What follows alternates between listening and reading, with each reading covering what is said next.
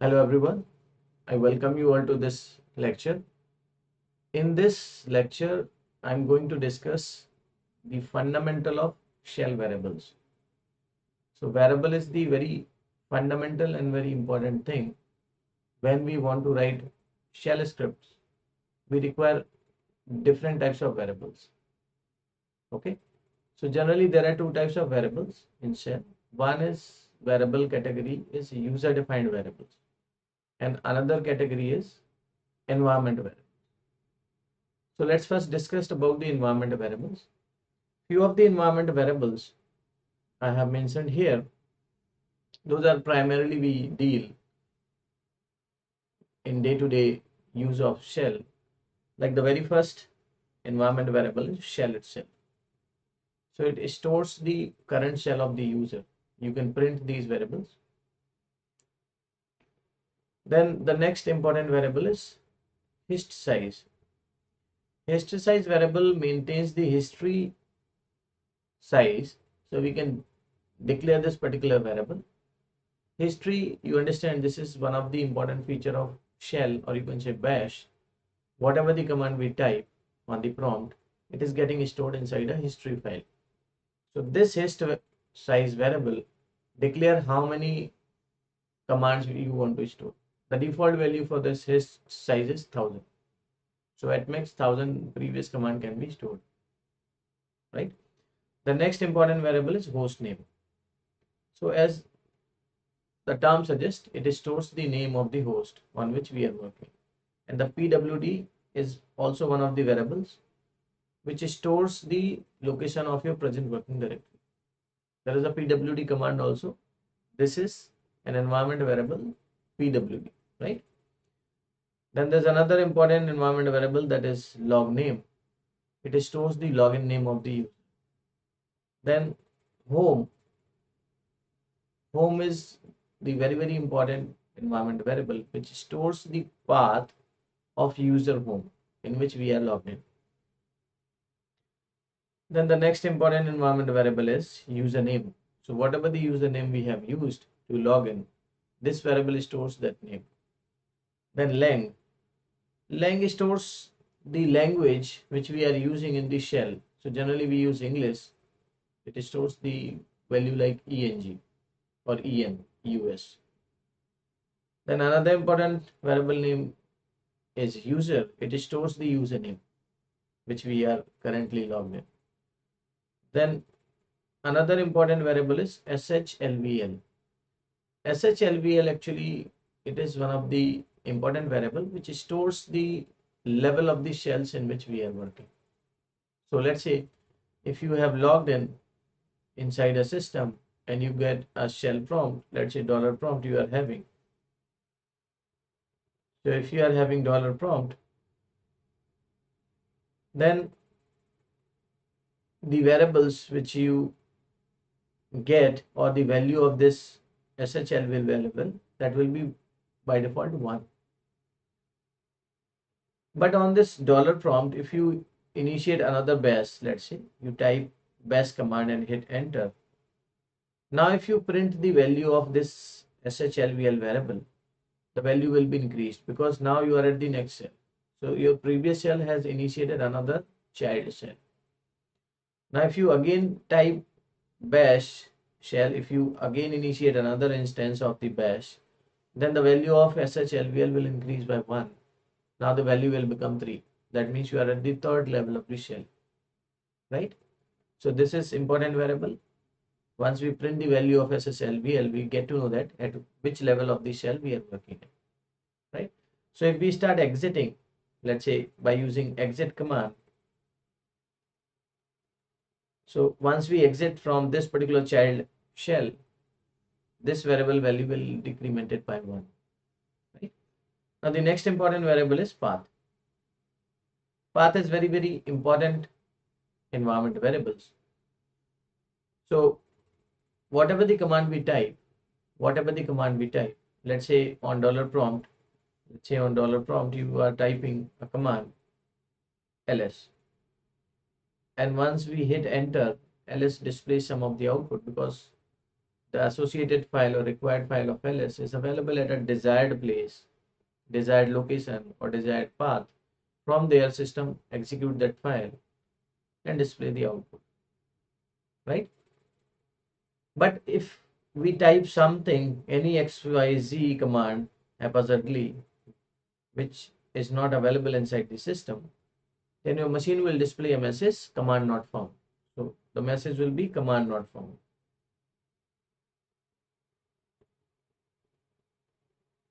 Okay. And this command not found message, if you minutely observe this message, the meaning is, if computer is displaying me a message command not found, the very first question should pop up in my mind, where not found, isn't it? So if you are thinking like that, where not found, the location is this path. This path stores some of the locations, or you can say the path in the system. There are more than one path. So whatever we type on the prompt or shell, it starts searching on these paths. Those are mentioned in the path variable. And one by one it searches. So all these paths which is stored in the path variable, they are separated like the very first path. Then there'll be colon, that means another path. Then after colon, there may be another path stored, and so on. So there can be n number of paths stored in the path variable. I'll demonstrate you. Then PS1 is also one of the important variable, which is environment variable. PS actually stores the format of your prompt. So generally when the prompt opens, you log in the system, you open your terminal. On the command prompt, you can see there is your username, there is @, then maybe host name, and then the present directory also, the directory name also displays, and such kind of bracket displays. So this is a particular format which is stored in this PS1 variable. If you update the value of PS1 variable, your this command prompt will update. So if you modify the PS1 value by, let's say, your name, let's say if I update with my name Pushpendra, and if I store something like this, then immediately my dollar prompt, whatever was displaying before dollar, it will become Pushpendra only. So I can type the command after Pushpendra dollar, and then I can type like ls or other commands, right? So PS1 stores this particular format of the prompt.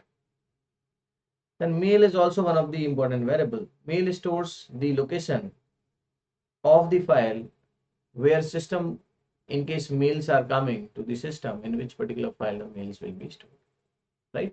So all these are very important. There are other environment variables also. If you want to see the list of the environment variable, there's a command you can use, env.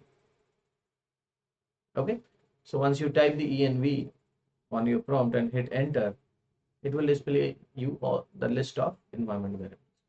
Now let's talk about the user defined variables.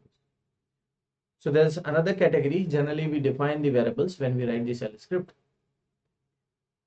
and the syntax of the user defined variable, like variable name you can give, and without giving any space, you just write equal to and then the value. So mind the thing, before equal to or after equal to, there is no space. There is no space. In shell scripting, there is a challenge. If you do not take care about the spaces, shell scripting will float you the error messages.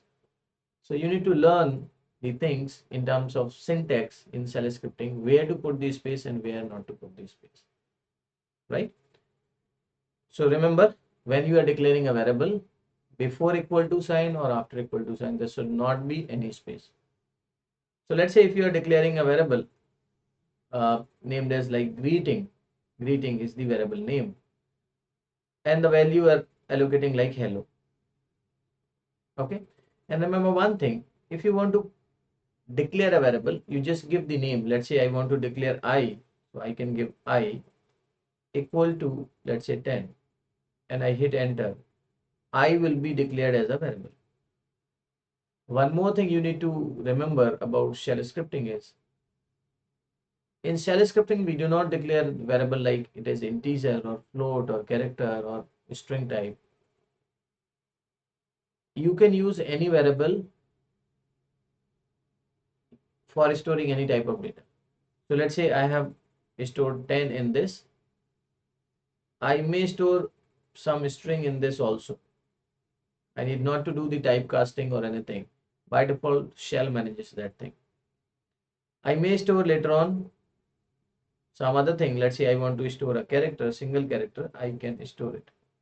So shell does not restrict me to use I in a particular way. There is a flexibility. One more thing is, once you have declared a variable, if you want to use the variable value, you need to put $sign before the variable name. So let's say if you want to print, there is a command echo which you can use to print the value of the variable. If you want to access the value, you need to put a dollar before the variable. So if I want to display the value of I variable, I put $I, right? So please do remember, generally in C or Java kind of language, we declare, let's say I, and when we want to use I, we use I only. But in shell scripting, we declare I. When we want to access the value of I, we put dollar. Okay, so I think it is easy to remember, right? So if I want to print this greeting variable which is having hello, I can write echo $greeting, right? So if I write echo space $greeting, it will print me hello on this screen, right? Now if I want to make anything comment on the command prompt or inside any of the script, I start the line with hash. So these two lines are like heads, or you can say commented line. The shell will not read these lines. So sometimes what happens when we declare a variable, the variable is declared in one shell level and we import another shell. So whatever the variable we have declared at the upper level, by default, those variable will not be available to the child processes, or you can say the child bash or shell. So if we want to import some of the variables to all the children of a particular bash or a process, we use export command. So if I want that this greeting variable should be available to the all the children of my current shell, then I use export greeting, and whatever the value I want to give, I can give it. So remember, this export command we use to make a variable available to the child processes, right? After a while, I'll demonstrate all these things. Declare variables without assigning a value. So if you want to declare a variable and you don't want to give a value, then you can write name equal to and don't give anything. Or you can declare, like you can type declare and you can give the variable name. So let's say if I want to declare I can write declare space I, right? Or I can write I equal to, but I am not specifying any value, right? So we can declare a variable without giving or without passing any value. Now there is a read command also. So with the help of read command also, we can declare a variable as well as we can take some values as input. So let's say I have declared a variable like name, but earlier I haven't associated or assigned any value to it. Now I want to take that value from user. Like in C programming, we use scanf. So once we use scanf, it prompts the user to give input from keyboard. Similarly, when we use read command in shell scripting, it prompts the user to enter the value, required value, right? So if along with read command, if we want to display some message so that the user must be clear about what is expected on the prompt, I can use -p option. Okay, and this p option will print a message which is following the p option, that is, let's say, enter your name, and this is the variable name in which you want to store the entered name. So after executing this command, if you want to display the name, you can just type echo and dollar name. Name is your variable name. So this will display whatever the user will enter. So I hope this is clear how to declare a variable, right? And then there is another type of variable which we consider as array. In your lab manual, I haven't mentioned the array, but I thought I should elaborate it so that you are aware about. Like arrays are existing or very important variable in data structure. And we generally use arrays in C programming, Java programming, or Python. So please look at, these are easy to understand, not very difficult thing. So in array, what we do, we write array name, any name we can allocate. And once we want to give a number of values, what we do without passing any space here or here, after equal to, we put these brackets and we write all a number of values. So we use double quote and we use spaces in between. Here we are having a space, there is also a space, and so on.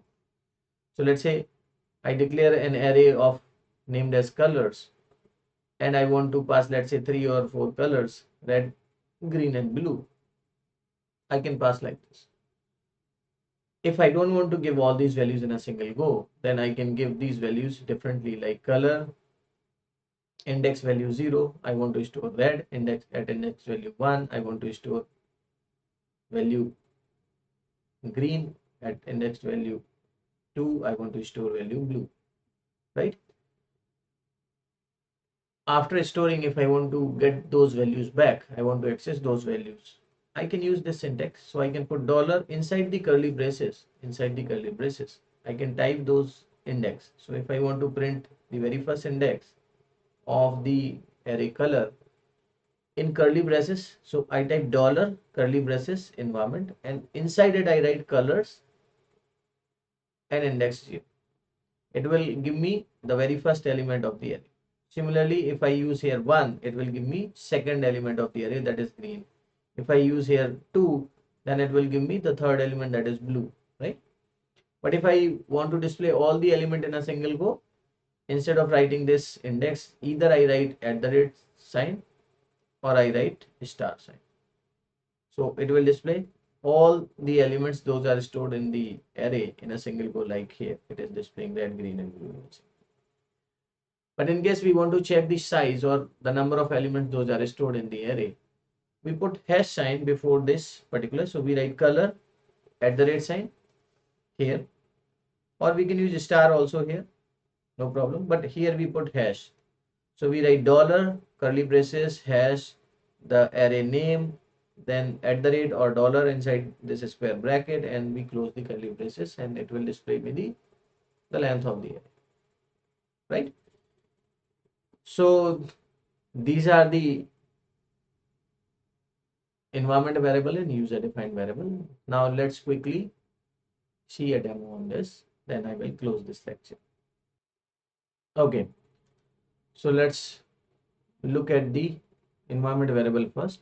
If I type env command, it will display me the all environment variables. Those are available in my system. I have elaborated the names of them. So I can clear my screen with clear command. If I want to print the value of a variable name, let's say path, so I put dollar. As I told you, when you want to access the value of a variable, you need to put dollar before that. So I'm typing, let's say, path.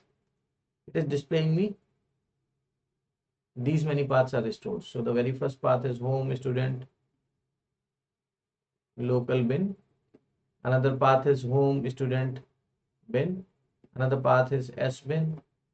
Another path is root bin, then slash usr sbin, and so on. So there are a number of paths stored in this variable.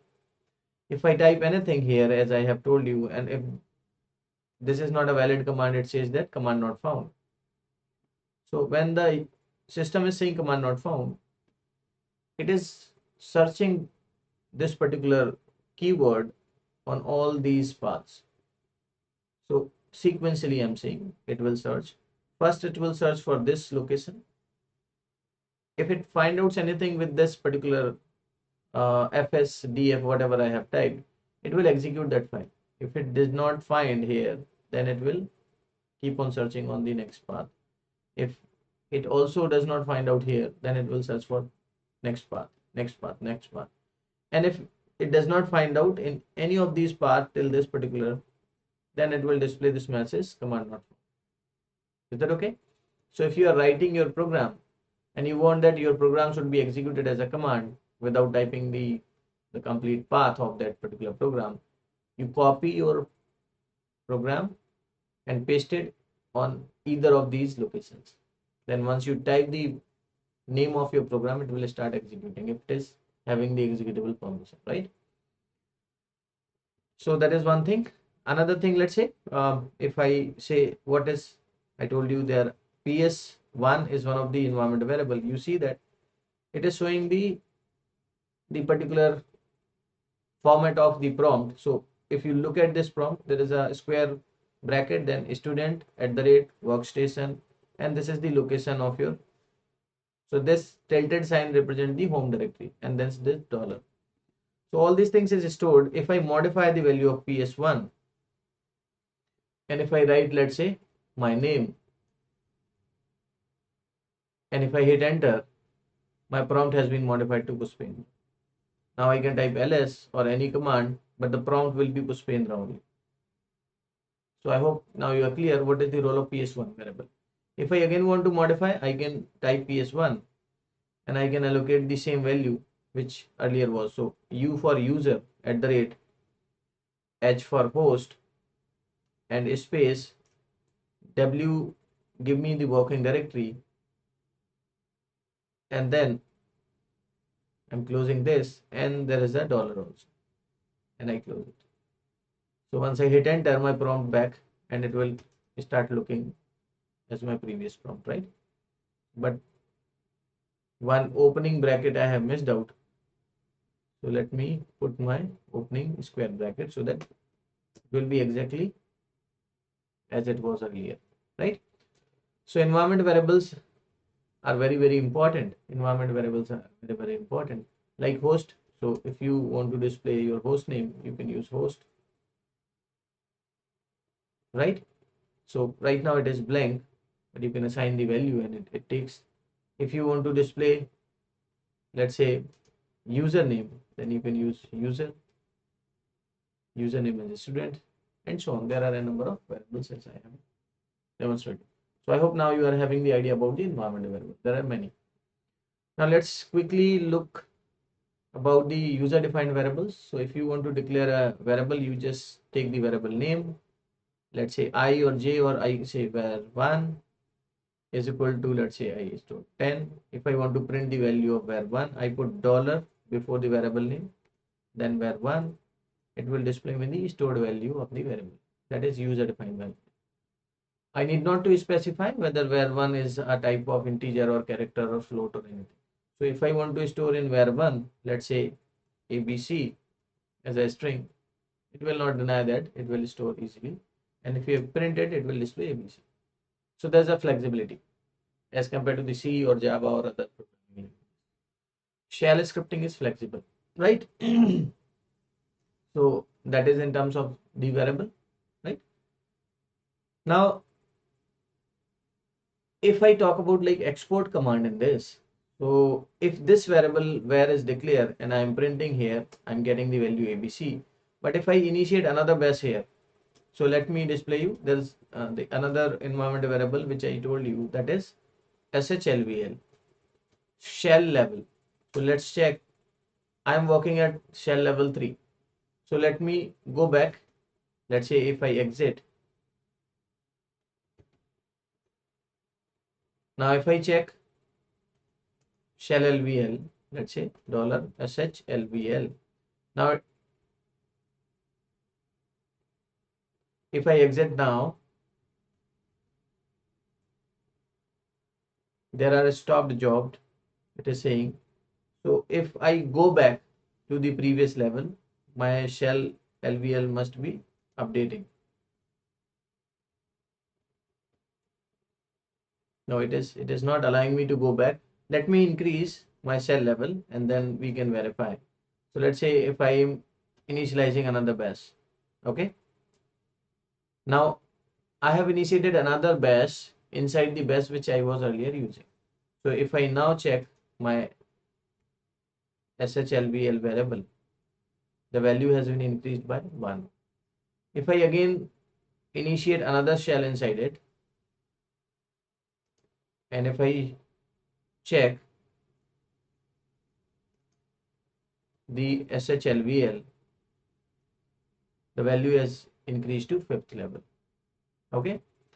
Now what is the problem? Why I am demonstrating this? So let's say I am declaring a variable I here, and I is having value 10. When I am printing this I by putting $I here, it is displaying 10. But if I initiate another shell here, and if I want to print the value of I, it does not display the value because I doesn't exist in the child bash or child process. So the parent level bash is having the value of I and the variable is declared there. But if you want to access at the lower level, it will not be existing. So to solve this problem, you can use export command. And by putting export command, let's say I declare a variable j and I am giving any value in this j. Export j is equal to 20. Now because of this export, if I initiate any child process like by using bash or sh command, if I try to access the value of j, it will display me, right? So I have initiated this j at the parent level and now I am accessing at the child level in the bash and I am able to access it. I hope you are getting the role of export command. Okay. Now if you are aware about blank variable, generally we do not declare. So if I give any name I and I put equal to and I enter, the blank variable will declare. I can also declare blank variable like I write declare and the variable name, let's say x. So if I hit enter, x is declared, but it is blank. It doesn't have any value. So if x is blank, let's say I want to read some value in x, what I can use? I can use read command. And if I want to display some message in read command, I can use p option in it. So, and the message I want to prompt on the user screen like enter a number. Okay. So user will see this message and user will be aware about, and here I am giving the variable x. So whatever user will enter, it will be stored in x variable. I am hitting enter. So if I am giving 100 here, the 100 will be stored in that. So if I print the value of x, it will display me the 100. So in that way, you can take the input from the user with the help of read command. So for printing something on a screen, you use echo command. There is another command that is printf also you can use. So if you want to use printf, printf is also a command. Printf is one of the function also, which is available in C programming as a library function. That is different. This printf as a shell command. So if you want to print something by using printf, you can print it. 100 printf can also print, right? Echo can also print, right? So for printing, either you can use printf or you can use echo. For getting input from the user, you can use read command. There are two types of variable in shell scripting. One is the environment variable and another is user defined variable. There are arrays also. So quickly look at the array and then we will wrap up this. So in array, you give the array name and then give the value. So let's say if I define an array like color and I declare the array like this and I give the very first name, let's say I'm giving red and let's say green,